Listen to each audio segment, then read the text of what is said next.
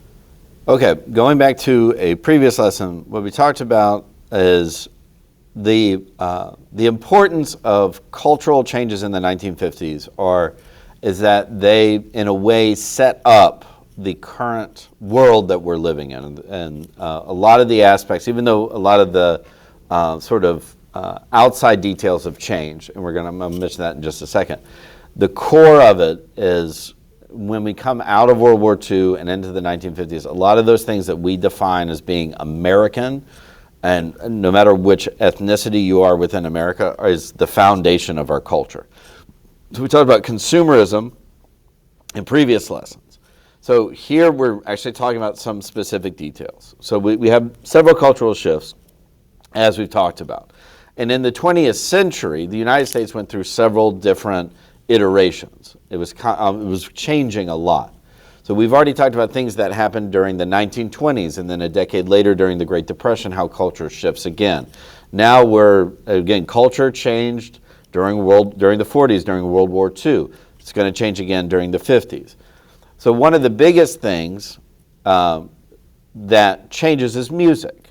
So back in the 1920s, popular music in the United States changes to where jazz becomes the predominant popular music, and that lasts from the 20s, 30s, and through the 40s. In the 1950s, though, it changes again into what we still call rock and roll, although now there's a billion different genres of it, so nobody really refers to it at that point. But we're talking about the age in which you had Elvis, you had stars like Chuck Berry, who were touring the country, playing a new style of music. And now, to give you an idea how quickly culture changes, at the time when, say, the information that we get out of a textbook was written, they're still looking as rock and roll as like this predominant musical genre that is prevalent in the United States. And even then, it was like that's kind of faded away. And eventually, say if in 2 generations from now, there's going to be a chapter on in the 90s and the early 2000s about how, like, hip hop and rap and other genres that you all listen to now become the predominant popular music form, and rock and roll is this antiquated idea. Movies change, and when we say movies change too, we're talking about the subject matter that people watch for entertainment. Not necessarily on the new on television shows that are on the new televisions in everybody's home, but when established things like movies, theater, things like that are going to focus in on these new subject matters. And a lot of it, the generic term is teenage angst. But what it's focused on is people not following society's rules. They're sort of bucking the trends, they're doing their own thing, they're trying to be individualistic without falling into this context of consumerism. And that's where also literature takes a turn, and you have the Beat generation, or the Beats, they're sometimes called. The most famous of these are 2 famous writers that are usually referenced in this are Jack Kerouac and Allen Ginsberg. Kerouac being a novelist, Ginsberg being a poet. And a lot of their thing was about the free spirit and not being trapped in a commercial consumerist culture. And that's what they were pushing against. So you had both movies and literature talking, movies highlighting these individual characters, literature trying to push people's minds into not falling into these traps of just becoming somebody who, I have to buy a nice house. And in that house, I have to have the newest dishwasher and the newest washer and dryer. And I have to have a brand new TV because that's what defines me as a human being. The Beats were trying to get people to think outside of that because of what they were observing in the United States at that time. And the last point before we move on is that is one of the things that comes to mind when you talk about 1950s, the beginning of the migration to the suburbs, is everything kind of became generic in terms of general or overall American culture. Everything was sort of bland, whitewashed, whatever term you want to use for that. And that's what the arts were pushing against. They were trying to, they were really focused on being individualistic and not conforming to the unwritten rules of society. And same as before, don't pause the video, get as much down, continue writing as I begin to explain.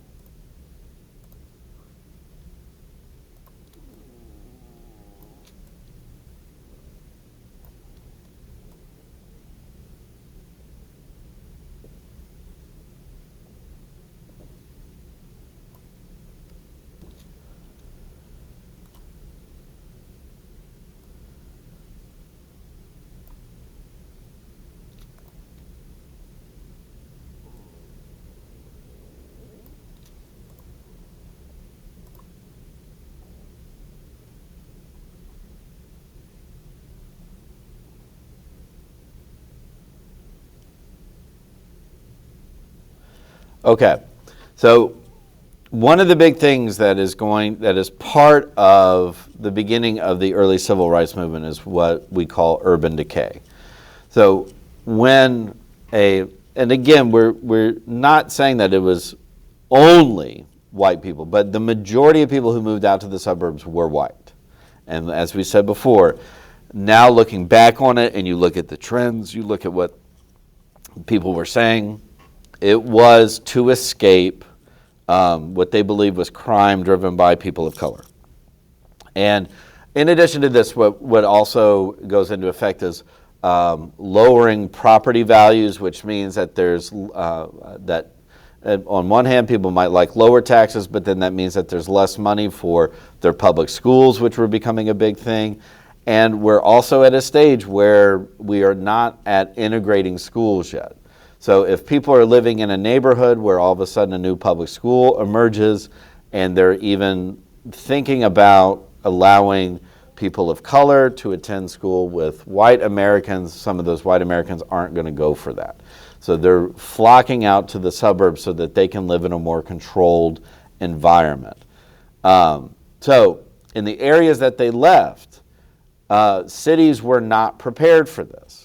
So it wasn't like, oh, they knew this was going to happen, so then they come in, they bulldoze the old buildings there, and then they build up new high-rise condominiums and apartments and things like that for what they're hoping are more people coming in. Instead, cities, because they lose all that tax revenue, can't do much about it. So these empty, vacant buildings start falling apart. They start falling down. As in the picture here, it's even where, because these areas are abandoned effectively, then people start treating them as dumping grounds. So if your car breaks down and it's in this abandoned area, and cars were not nearly as expensive back then as they were now, you might just go, well, I'm gonna leave it, and then I'm gonna move on. Like maybe I don't need a car, or maybe they got the car by some other means other than paying for it. Maybe it's a gift or something like that. But that's not the point. Is that once these areas become abandoned, then other things start happening. And because these are not, people aren't living in them, there's places to hide, places to not be seen, crime begins to rise in these abandoned areas and cities.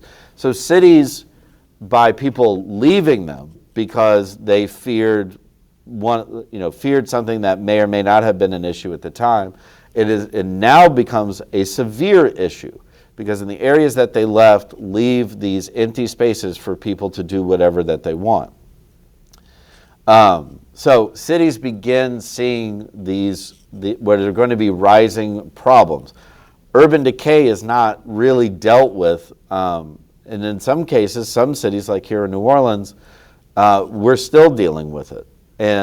But you're also, as of whether it was in the early 2000s and even today, you have more people moving back into cities than they are moving out to suburbs. So that is helping with things like urban decay. But back then, that wasn't happening. People were leaving cities. And now the people coming in was, you had another transition in the agricultural fields. So before, what we've talked about is technology made it easier and faster and needed less workers for farmers. So now the new thing that comes up in the 1950s is corporate farming. So you would have a company that owns multiple farms in a region, and they hire out people to operate those farms. But now you only need a handful of people. You don't need 20 or 30 people to work a farm. You only might need 2 or 3 to run the new technology that has been built. Not just tractors, but gigantic machines that can harvest, a third of a field at a time, or an entire field in a day, whereas by hand it would take weeks or months. Now they can do things in a matter of days with 1 or 2 people. So all those agricultural workers now need work, and they know that there are empty spaces to move into cities. So you get a flock of people moving into cities, but these are predominantly people of color. So out west you have Latin American people who are moving in to the cities. In the south, those that didn't migrate north begin migrating into cities because now they're no longer needed because of new technologies and new ownerships in farming. And then once in these cities, they're confined to specific places, and in those places, they don't receive the same services as, in this case, wealthier people would who are still living in the city. So their schools are not funded as well as other schools. Their public services, sewage, water, are not of the same quality as those in wealthier neighborhoods within a city. And then all this leads to, if property values go down, then that's harder for businesses to get loans and to stay open. So then that leads to low employment, which means that the city does not have enough in tax revenue to deal with the issues that are going on. And over time, that's going to change, and eventually we will get to that, hopefully by the end of this year, when we get into current U.S. history and how cities have combated that. And then another group that we need to talk about here, because it's going to come up in our civil rights chapter, are Native Americans. So going all the way back to the mid 1800s and into the 1950s, you had a federal organization known as the Bureau of Indian Affairs. A poor choice of name, but that's in the past, and unfortunately we can't change it because it no longer exists. So in the 1950s, what the federal government decides to do is that they are going to essentially dissolve or get rid of the Bureau of Indian Affairs. This group, this federal organization, made sure that Native Americans on reservations received federal funding for health care, for business operation, just for general needs. Now, that doesn't mean that they got all their money from the federal government, but it was enough to make sure that they got what they needed, in part because the federal government is the one who put them there. But in the 1950s, the federal government decides that they don't need that anymore. That's the termination policy. So they terminate the Bureau of Indian Affairs. So now Native Americans are completely on their own. Now, if you look at the pros and cons of it, the pro side back then was saying is that it gives Native Americans autonomy. They're no longer relying on the federal government for any kind of money. And so you had groups of Native Americans who thought that this was a very good thing. The cons of it, though, were is that because now they are no longer subsidized by the federal government, then everybody else around them is going to expect them to function as they do. So it leads to another push against Native Americans to just stop being themselves and just become a normal everyday American. So there's a cultural genocide, or this idea of Native Americans don't need their own culture, they just need to adapt to American culture.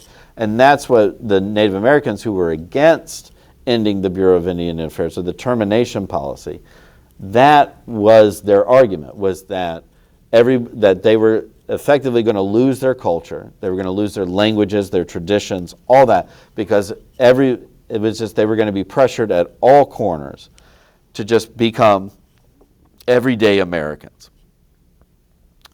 And when we look back at it, without that help from the federal government, and because they're essentially cut off, they were already cut off because they're on reservations. And then if they don't decide to just leave the reservation and just join regular American society because they want to hang on to their ways of life, their culture, all that, then what ends up happening is that massive poverty begins to hit Native American communities. And this is going to lead to larger problems for Native Americans. And it's also going to expose a lot of the things that Native Americans don't have in the United States, displaying too why they effectively cannot be everyday Americans under the systems that were in place back then in the 1950s.